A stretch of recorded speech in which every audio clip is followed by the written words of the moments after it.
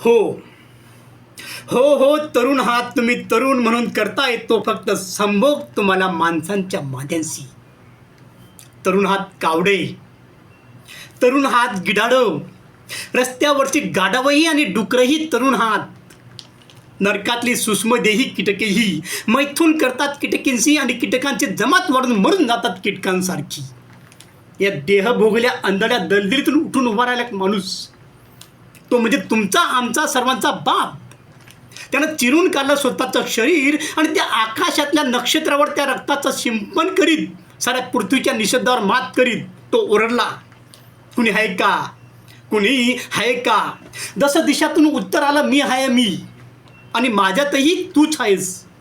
या आश्वासनाचं सोमरस पिऊन त्याने सूर्याच्या चक्रावर कातून काढलं नवीन विश्व, ज्यात मर्कंटाची झाली माणसं, अक्षराचे झाले मंत्र, स्वराचं झालं संगीत आणि जनावरी जीवनाच्या खडकावर उभं राहिलं असं एक सुंदर देवालय, ज्यात माणसाला सापडला ईश्वर आणि अनिकेत ईश्वरला सापडलं आपलं घर.